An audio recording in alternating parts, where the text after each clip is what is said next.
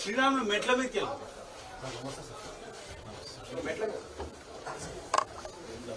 ఎక్కువ మంది అక్కడ ఎక్కువ మంది ఎక్కువ 30 కళ్యాణ్ నాయక్ అధ్యక్షుడు వాళ్ళ మనుషులు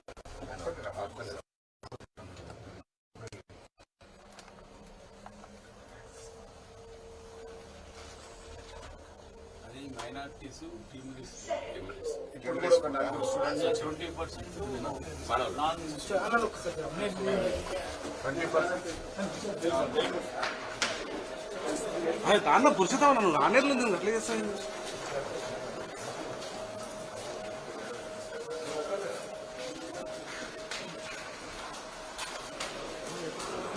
ఇటువైనా మరి వీళ్ళు మరి ఓవర్ చేస్తారు విజయ్ అర్థం చూసుకోండి కొంచెం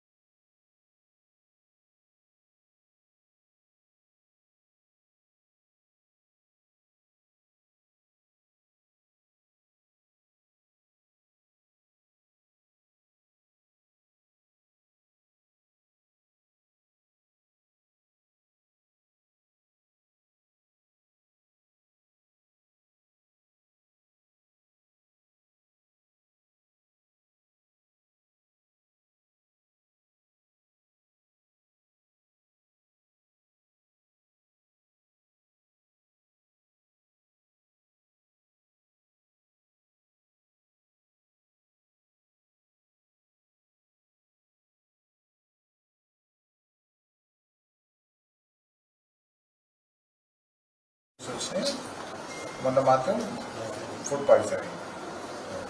thank you. I think I take care. God bless you. Side क्या नाम है बेटा? फारिया बेटा. क्या हुआ बेटा? क्या नाम है आपका? मोहम्मद याकूब. क्या सुना? फूड पाइजन कब बोले आप? कल शाम में ये हुआ परसों हुआ. परसों रात में हुआ बेटा. क्या खाने से हुआ?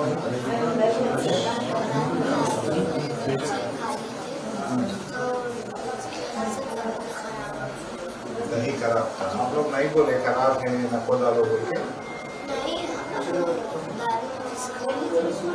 दाल में मिक्स करके दही को स्मेल आया दही क्या जी थोड़े बच्चे अलग खाते हैं।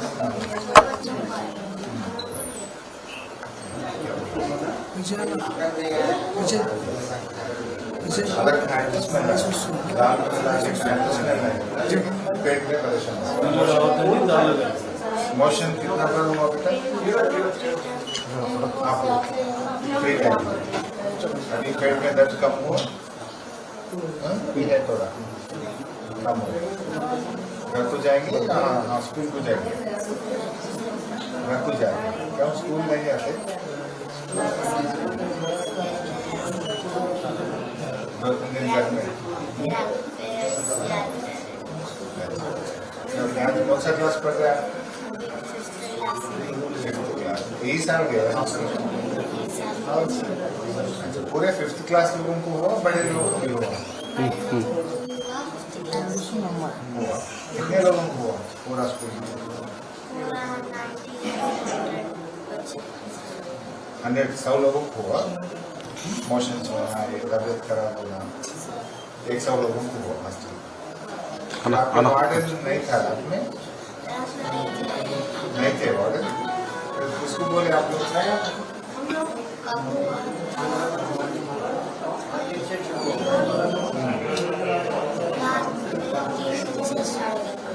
अच्छा रात में सुबह 3 बजे से मोशन शुरू हुआ वार्डन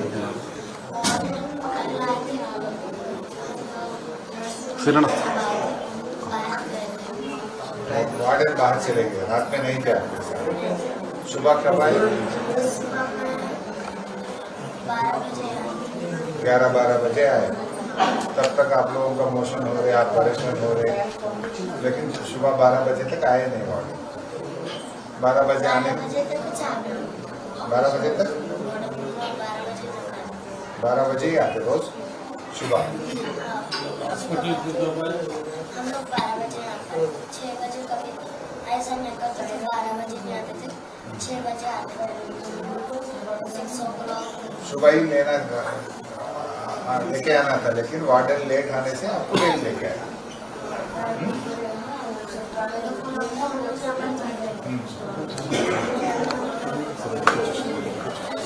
नर्स थे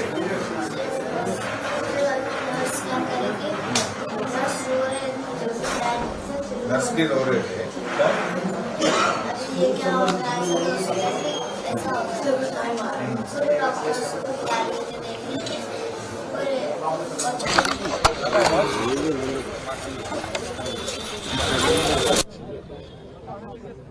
జై తెలంగాణ అమ్మ మహిళలు కొద్దిగా రాని బిడ్డ ఎంతకు రాండి బిడ్డ ఇట్లాంటి అన్న కొద్దిగా సైలెన్స్ ఉండండి బిడ్డ ఒక్క 2 నిమిషాలు సార్ ప్రెస్ సోదరులందరికీ నమస్కారాలు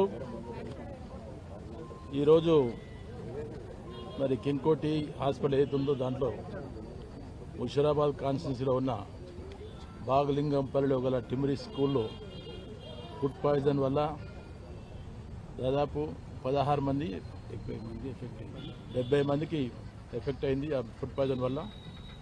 మరి 2016లో స్టార్ట్ అయిన ఈ టిమ్రీస్లో ఇంతవరకు ఎప్పుడు జరగని ఫుడ్ పాయిజన్ లేని ఘోరము ఈసారి జరగడం చాలా శోచనీయమని తెలియపరుస్తున్నాను. మరి పిల్లలు కూడా సరైన ఆహారం ఇస్తలేరు, ఉడకని బియ్యం పెడుతున్నారు, అన్ని దొడ్డు బియ్యం పెడుతున్నారు, పిల్లలు మొత్తుకుంటున్నారు. మొన్న రాత్రి వాళ్ళకు పెరుగు అన్నం పెట్టిన తర్వాత అందరికీ మరి మోషన్ స్టార్ట్ అయిపోయినాయి. కొంతమంది టిమ్రీస్లో మళ్ళీ కొంతమంది వేరే హాస్పిటల్ కూడా జాయిన్ చేయడం జరిగింది. మరి కాబట్టి దీనిపైన ప్రభుత్వము సరైన చర్య తీసుకొని మరి ఎక్కడ చూసినా కానీ ఫుడ్ పాయిజన్ ప్లస్ ఇంకోటి జరిగి పిల్లలు నానా అవస్థలు బదులు తెలియపరుస్తూ మరి ఈనాడు ఎవరైతే హాస్పిటల్లో మళ్ళీ ఇటువంటి సంఘటనలు పునరావృతం కాకుండా చూసుకోవాల్సిన అవసరం ఉన్నది. ఎవరైతే హాస్పిటల్ పోరో వాళ్ళందరినీ చూడడానికి మాజీ మంత్రివర్యులు గౌరవనీయులు శ్రీ తన్నీర్ హరీష్ రావు గారు వచ్చి చూస్తున్న సంఘటన తెలియపరుస్తున్నారు. మీడియా మిత్రులందరికీ నమస్కారం. రాష్ట్రంలో ప్రతిరోజు ఏదో ఒక గురుకుల పాఠశాలల్లో ప్రభుత్వ పాఠశాలల్లో పిల్లలు కలుషిత ఆహారం తిని ఆసుపత్రుల పాలవుతా ఉన్నారు. మొన్న షామీర్పేటలో బీసీ గురుకుల పాఠశాల పిల్లలు మాకు అన్నంలో పురుగులు వస్తున్నాయి, మేము ఈ పురుగులన్నం తినలేమని గురుకుల పిల్లలు పోలీస్ స్టేషన్కు పోయారు. షామీర్పేట బీసీ గురుకుల పిల్లలు మొన్న పోలీస్ స్టేషన్కు పోయి ఈ పురుగులన్నం మాకద్దు అని చెప్పి రేవంత్ రెడ్డి ప్రభుత్వం మీద కంప్లైంట్ చేసినారు. నిన్ననేమో మాదాపూర్లో చందూ నాయక్ తండాలో ప్రభుత్వ పాఠశాలలో మధ్యాహ్న భోజనంలో కలుషిత ఆహారం పెట్టడం వల్ల దాదాపు 43 మంది పిల్లలు కొండాపూర్ ప్రభుత్వ ఆసుపత్రిలో మంచాల మీద ఉన్నారు. ఈరోజు చూస్తేనేమో బాగ్లింగంపల్లిలో ముషీరాబాద్ నియోజకవర్గము బాగ్లింగంపల్లిలో ఉన్న మైనారిటీ గురుకుల పాఠశాల విద్యార్థులు కలుషిత ఆహారం తిని దాదాపు 90 మంది ఆసుపత్రుల్లో పాలయ్యారు. కొంతమంది నీలోఫర్ హాస్పిటల్లో ఉన్నారు, కొంతమంది కింగ్ కోటి ఆసుపత్రుల్లో ఉన్నారు, ఇంకా కొంతమంది ప్రైవేట్ ఆసుపత్రులకు వెళ్లారు. ఇలా ఎక్కడ చూసినా పిల్లలు ఆసుపత్రుల పాలవుతున్నటువంటి పరిస్థితి ఉన్నది. రేవంత్ రెడ్డి ఏమో విజన్ 2047 అని డబ్బా కొట్టుకుంటుండు, సంకల్ గుద్దుకుంటుండు. ఇది విజన్ 2047 కాదు, పాయిజన్ 2047 అయిపోయింది. ఇది విజన్ 2047 కాదు, పాయిజన్ 2047. ఎందుకంటే ప్రతిరోజు రాష్ట్రంలో ఏదో ఒక మూలల కలుషిత ఆహారంతో మంచాల మీద పడ్డ పిల్లలే కనబడతా ఉన్నారు. పాయిజన్ తో ఇవాళ పిల్లలు ఆసుపత్రుల పాలవుతున్నారు. ఇప్పుడు గౌరవ ఎమ్మెల్యేలు నేను కొంతమందిని పరామర్శిస్తే మంచిగా అయినాక మరి ఏడిపోతావు బిడ్డ అంటే నేను పోను, హాస్టల్కి పోను ఇంటికే పోతా అంటారు పిల్లలు. నేను ఇంటికే పోతా, ఇక పోను గవర్నమెంట్ హాస్టల్కు అని పిల్లలు వణుకుతున్నారు, భయపడుతున్నారు. రేవంత్ రెడ్డి గారు నువ్వు తెలంగాణ రైజింగ్ అని డబ్బులు కొడుతున్నావు. ఇవాళ తెలంగాణ రైజింగ్ కేవలం ఆ ఫ్రంట్ పేజ్ యాడ్లు, పేపర్లలో ఫ్రంట్ పేజ్ యాడ్ల మీద, టీవీ అడ్వర్టైజ్మెంటుల్లో, హోర్డింగ్ల మీద మాత్రమే తెలంగాణ రైజింగ్. కానీ ఇక్కడ పిల్లలు మాత్రం ఆసుపత్రుల్లో మంచాల మీద ఫాలింగ్. నీదంతా హోర్డింగ్ల మీద రైజింగ్. గురుకుల పాఠశాల ప్రభుత్వ పాఠశాల పిల్లలు ఆసుపత్రులలో బెడ్ల మీద ఫాలింగ్. నీ గవర్నమెంట్ గింతే ఉన్నది. నువ్వు ఎట్లా రేజ్ అవుతున్నావు నాయన? అవినీతిలో రేజ్ అవుతున్నావు, అరాచకంలో రేజ్ అవుతున్నావు, అహంకారంలో రేజ్ అవుతున్నావు, కబ్జాలలో రేజ్ అవుతున్నావు. కానీ ప్రభుత్వ పాఠశాల పిల్లలు మాత్రం ఆసుపత్రుల మీద ఫాల్ అయిపోతున్నారు, మంచాల మీద పడిపోయిన పరిస్థితి వచ్చింది. ఈరోజు కోతలు కోయడం కాదు, రేవంత్ రెడ్డి నోరిప్పితే అబద్దాలే. ఇక మాటలైతే కోటలు దుంకుతాయి. కోతలు కోసుడు కాదు రేవంత్ రెడ్డి. నువ్వు నిజాయితీ ఉంటే గా బడి పిల్లలకు, గా హాస్టళ్లలో ఉండే పిల్లలకు ఇంత కడుపు నిండా అన్నం పెట్టు ఫస్ట్. నువ్వు విజన్ 2047 తొక్కుతా పీకుతా అని పిచ్చకుంట్ల మాటలు మాట్లాడకు. పిల్లలకు ఇంత కడుపు నిండా అన్నం పెట్టే కార్యక్రమం చెయ్యి. మాటలు ఎక్కువ ఉన్నాయి తప్ప అన్నీ ఉత్తముచ్చట్లే. ఏమైనా మాట్లాడితే 20,000 కోట్లతో నేను ఇంటిగ్రేటెడ్ స్కూల్ పెడుతున్నా అంటాడు.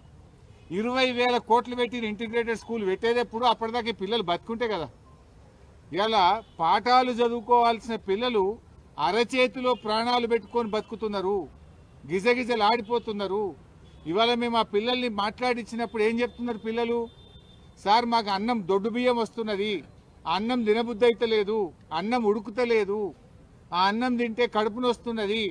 ఇవాళ సన్న బియ్యం ఇచ్చిన కేసీఆర్ గారేమో ఆనాడు గురుకుల పాఠశాలల్లో గవర్నమెంట్ స్కూళ్లకు సన్న బియ్యం ఇచ్చి మంచిగా కడుపు నుండి అన్నం పెట్టిండు. కానీ రేవంత్ రెడ్డి వచ్చినాక బియ్యం చక్కగా ఉంటలేదు అని ఇవాళ స్వయంగా నేను ఒక 40 మంది పిల్లల్ని మాట్లాడిస్తే బారీక్ చావల్ ఆరా సాబ్, ఖానా అచ్చా నయ్యే సాబ్ అని పిల్లలు చెప్తున్నారు. మొన్న రాత్రి కలుషిత ఆహారం తిని బాగ్లింగంపల్లి గురుకుల పాఠశాల పిల్లలు 90 మంది ఇవాళ ఆసుపత్రుల పాలైపోయింది. 90 మంది పిల్లలు ఆసుపత్రుల పాలైతే ఈ రాష్ట్రంలో ఒక్క మంత్రికి కానీ ఈ ముఖ్యమంత్రికి కనీసం చీమ కుట్టినట్లేదు. ఒక్కరు కూడా వచ్చి పరామర్శించింది లేదు ఇప్పటిదాకా. They are busy. ఫుట్బాల్ ఆడడంలో ముఖ్యమంత్రి మంత్రులు బిజీ ఉన్నారు. పిల్లలు దవాఖాన్ల పాలైతే ఈ గవర్నమెంట్కు చీమ కుట్టినట్లేదు. 5 కోట్లు పెట్టి ఫుట్బాల్ నేర్చుకోవడానికి 5 కోట్ల గవర్నమెంట్ డబ్బులు పెట్టి రేవంత్ రెడ్డి ఫుట్బాల్ స్టేడియం కట్టుకున్నాడు. ఆయన ఎవడో మెస్సీ. ఆ మెస్సీ వస్తాడట. మెస్సీతో ఫుట్బాల్ ఆడడానికి ఈ మేస్త్రి ఫుట్బాల్ ఆడడానికి సింగరేణి పైసలు, బడా కంపెనీల మీద ఒత్తిడి పెట్టి 100 కోట్ల రూపాయలు ఖర్చు పెట్టి ఈయన ఫుట్బాల్ షోకు తీర్చుకుంటుండు. ఆ 100 కోట్లతోని ఓ మంచి హాస్టల్ కట్టు, పిల్లలకు కడుపు నిండా అన్నం పెట్టు, ఓ స్కూల్ కట్టు. నువ్వు సిఎస్ఆర్ డబ్బులతో, సింగరేణి డబ్బులతో, ప్రభుత్వ డబ్బులతో స్టేడియాలు కట్టుకునేంది, ఈ ఫుట్బాల్ షోకులు తీర్చుకోవడం ఏంది? ఇవాళ అక్కడ కొండాపూర్ హాస్పిటల్లో పిల్లలు ఉన్నారు, అదేదో ఒక ప్రైవేట్ ఆసుపత్రుల్లో పిల్లలు ఉన్నారు, నీలోఫర్లో పిల్లలు ఉన్నారు, కోటి ఆసుపత్రిలో మంచాల మీద పిల్లలు ఉన్నారు. ఇలా హైదరాబాద్ నడిబొడ్డున, హైదరాబాద్లోనే ఈ పరిస్థితి ఉంటే ఇక జిల్లాలో ఏం పరిస్థితి ఉంది? ఇలా మంత్రులు, ముఖ్యమంత్రి అందరు హైదరాబాద్లో ఉన్నారు. ఈ పిల్లల్ని వచ్చి చూడడానికి మీకు టైం దొరకలేదా? మీకు ఎంతసేపు ఫుట్బాల్ ఆడడానికి నీ షోకులకే టైం సరిపోతలేదు, నీ కబ్జాలకు, నీ కమిషన్లకే నీకు టైం సరిపోతలేదు. పిల్లల్ని ఆడబట్టించుకుంటున్నావు నువ్వు. ఈ రోజు వరకు హైదరాబాద్లో ఆసుపత్రుల్లో పిల్లలు మంచాల మీద ఉంటే ఒక్క మంత్రి కానీ, ముఖ్యమంత్రి కానీ వచ్చి పరామర్శించాల్సిన బాధ్యత లేదా? 61 సార్లు ఢిల్లీ వేయండి ముఖ్యమంత్రి, 61 సార్లు ఢిల్లీ పోవడానికి టైం ఉంటుంది, నువ్వు పోయి ఫుట్బాల్ ఆడడానికి నీకు టైం ఉంటుంది. కానీ ఈ పిల్లల్ని పరామర్శించడానికి, ఈ పిల్లలకు ఏం జరిగిందో తెలుసుకోవడానికి రేవంత్ రెడ్డి నీకు టైం లేదా అని నేను అడుగుతా ఉన్నా. ఇవాళ నువ్వు ఈ పిల్లల పాలిట పాయిజన్ 2047గా మారిపోయినావు. పిల్లల పాలిట పాయిజన్ 2047గా మారిపోయినావు. మాటల్లో గతంలో కూడా పోయిన సంవత్సరం కూడా ఇట్లే ఫుడ్ పాయిజన్ అయింది. అప్పుడు బీఆర్ఎస్ పార్టీ, మేము మా పార్టీ ఆధ్వర్యంలో గురుకులాల బాట పట్టినాం, ముఖ్యమంత్రి మీద, ప్రభుత్వం మీద ఒత్తిడి పెంచాం. అప్పుడు రేవంత్ రెడ్డి అప్పుడు మెల్లగా లేచిండు, కుంభకర్ణుడు నిద్ర లేచినట్టు లేచి అప్పుడు ఏమన్నాడు, లేలే ఇక ఇప్పటి నుంచి అంతా గ్రీన్ ఛానల్ పైసలు ఇస్తా, కలెక్టర్లు, అడిషనల్ కలెక్టర్లు రోజు హాస్టళ్లలో పోయి పంటరు, ఇక ఎక్కడ జరగది, జరిగితే తోలు తీస్తా అని మాట్లాడిండు. మరి మళ్ళీ ఎందుకు జరుగుతున్నది? నీ గ్రీన్ ఛానల్ ఏమైపోయింది? ఎందుకు మళ్ళీ రోజు ఫుడ్ పాయిజన్ జరుగుతున్నది? ఇప్పుడు తోలు తీయాల్సింది నీదా, అధికారులదా? నువ్వే విద్యాశాఖ మంత్రివి, నువ్వే ముఖ్యమంత్రివి, అట్టర్ ఫ్లాప్ అయిపోయినావు నువ్వు. పోయిన సంవత్సరం ఇట్లే మాట్లాడినావు కదా, మళ్ళీ ఇప్పుడు ఎందుకు జరుగుతుంది అని నేను అడుగుతా ఉన్నా. ఇది ఎట్లుందంటే రేవంత్ రెడ్డి కథ, వెనకటికి కూడా అన్నాడట, తినడానికి తిండి లేదు కానీ మీసాలకు సంపంగి నూనె అన్నాడట. ఇక పిల్లలకి ఇంత అన్నం పెట్టే తెలివి లేదు రేవంత్ రెడ్డికి. ఇక నేను 3 ట్రిలియన్ ఎకానమీ చేస్తా, నేను 2047 విజను, నేను ఫ్యూచర్ సిటీ కడతా. నీ సిటీ ఏందో నువ్వేందో, ముందు పిల్లలకి ఇంత కడుపు నిండి అన్నం పెట్టు. అరే పిల్లలు పోయి ఒక దిక్కు పోలీస్ స్టేషన్లో కంప్లైంట్ ఇస్తే సిగ్గుండాలి, నీ మీదనే కంప్లైంట్ ఇచ్చారు కదా, నువ్వే విద్యాశాఖ మంత్రివి, నువ్వే ముఖ్యమంత్రివి. ఈ పురుగులన్నం మాకొద్దని పోలీస్ స్టేషన్లో పిల్లలు పోయి ధర్నా చేస్తూ నువ్వు కేసు పెట్టుమని ముఖ్యమంత్రి మీద. ఆడ పాపం షామీర్పేట గురుకులానికి మా బీఆర్ఎస్వి పిల్లలు పోతే వాళ్ళు ఏం చెప్తున్నారు, బాత్రూములు కడిగేటువంటి బ్రష్లతోని బౌగోన్లు కడుగుతుండట. ఏం కావాలి ఆ పిల్లల పరిస్థితి? ఇంత దారుణంగా ఉంటుందా పిల్లల పరిస్థితి? 2 ఏళ్ళైంది నీ గవర్నమెంట్ వచ్చి, 2 ఏళ్ళైనా పిల్లలకి ఇంత అన్నం పెట్టలేవా రేవంత్ రెడ్డి? ఏదో కొత్తగా వచ్చినా ఏడాది తప్పించుకున్నావు. నిన్ననే 2 ఏళ్ల పాలనను సంబరాలు చేసుకున్నావు కదా, తెగ సంబరాలు చేసినావు కదా.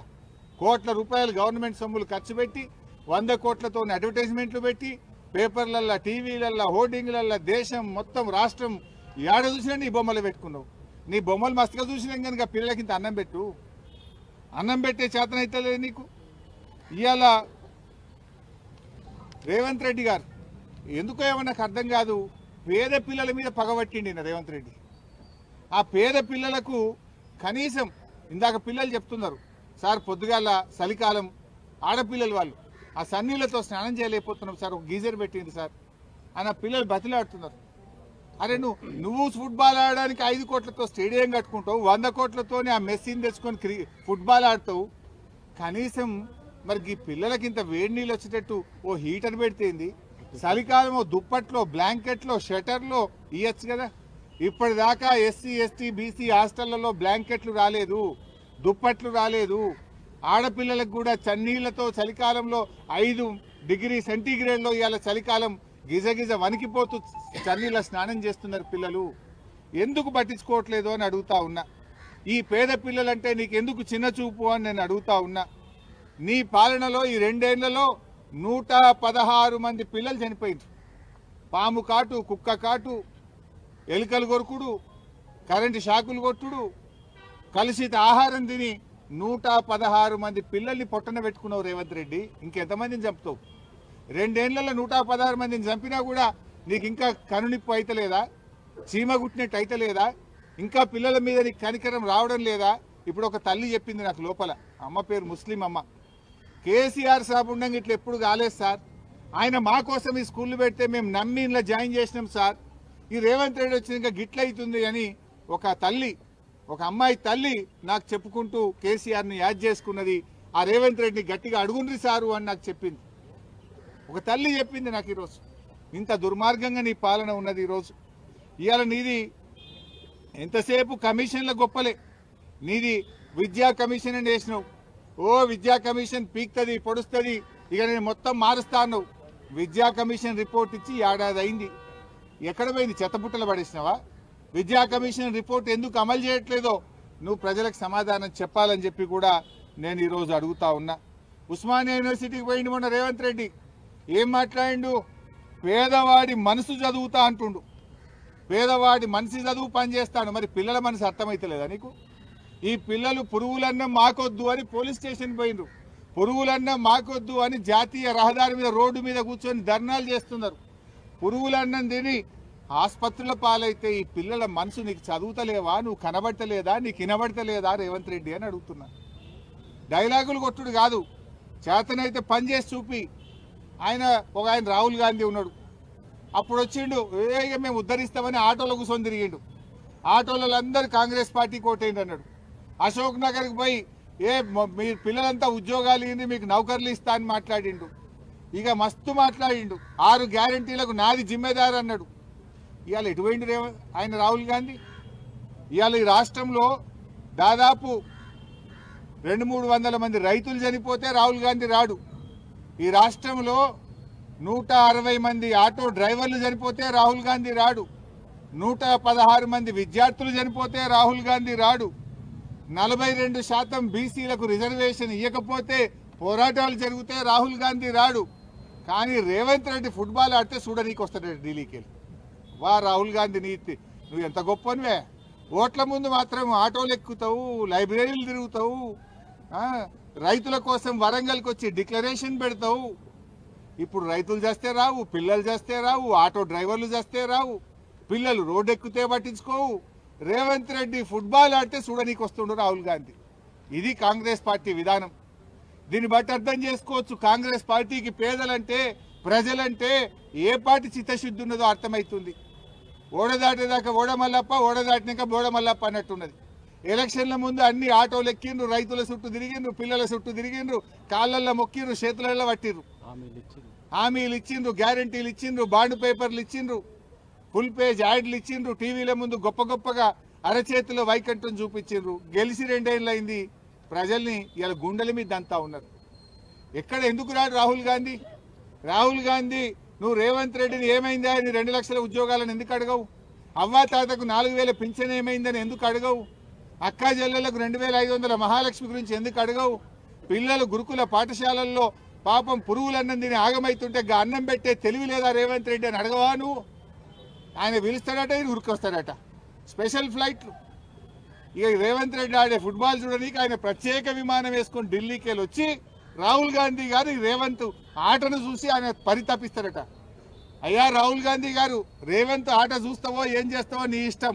ఈ పిల్లలు వచ్చి చూడు, కోటిలో నీలఫోర్లో ఉన్న పిల్లలు వచ్చి నీ రేవంత్ పాలనలో కడుపు నొప్పితో, పురుగులన్నంతో, కలుషిత ఆహారంతో ఆ పిల్లల్లో కన్నీళ్లను చూడు రాహుల్ గాంధీ. నీ రేవంత్ రెడ్డి పాలన ఎంత అధ్వాన్నంగా, ఎంత దరిద్రంగా ఉందో మేం చెప్పుడు కాదు. ఆ నీలోఫర్ ఆసుపత్రిలో, కింగ్ కోటి ఆసుపత్రిలో ఉన్న పిల్లల తల్లిదండ్రులతో మాట్లాడు, పిల్లలతో మాట్లాడు రాహుల్ గాంధీ. నీకు మనసు ఉంటే, నీకు చిత్తశుద్ధి ఉంటే, నువ్వు ఒక ప్రతిపక్ష నాయకుడివైతే ఈ పిల్లల బాధలు విను. ఇకనైనా పురుగులన్నం చాలించండి, పిల్లలకు కడుపు నిండా ఇంత అన్నం పెట్టండి, పిల్లల ఆరోగ్యాన్ని కాపాడండి. రేవంత్ పాలనలో పిల్లలు ఏమంటున్నారంటే ఇక నేను నీ గురుకుల పాఠశాలకు, నేను ఇంటికే పోతా అంటున్నాను. అంటే గురుకుల పాఠశాల ప్రతిష్ట దెబ్బతీస్తున్నావు, ప్రభుత్వ పాఠశాలల ప్రతిష్ట దెబ్బతీస్తున్నావు. పిల్లలు గురుకులాలకు పోవాలంటే భయపడే రోజులు వచ్చినాయి నీ కాలంలో. సిగ్గుతో తలదించుకో. ఏ మొహం పెట్టుకొని ఫుట్బాల్ చోకులు పెట్టుకుంటున్నావు నువ్వు? పిల్లలు దవాఖానాలలో పడితే నీ మంత్రి రాడు, నువ్వు రాడు, నీకు టైం దొరకది. నువ్వు ఫుట్బాల్ కోసం ప్రాక్టీస్ చేస్తున్నావు నువ్వు. వీడికి వస్తే అల్ట్రాసౌండ్ చేయలే పిల్లలకు. నిన్నటి నుంచి ఒక అమ్మాయి కడుపు నొప్పితో ఏడుస్తుంటే అల్ట్రాసౌండ్ చేయలే ఇప్పటిదాకా. ఏమైందా అల్ట్రాసౌండ్ చేయలేదంటే అల్ట్రాసౌండ్ మధ్యాహ్నం 2 గంటల దాకానే చేస్తాం సార్. మధ్యాహ్నం 2 తర్వాతనే వస్తుంది అనేది కడుపు. అందుకే రాత్రి అల్ట్రాసౌండ్ మా దగ్గర ఉండదు సార్. మధ్యాహ్నం 2 బజే అల్ట్రా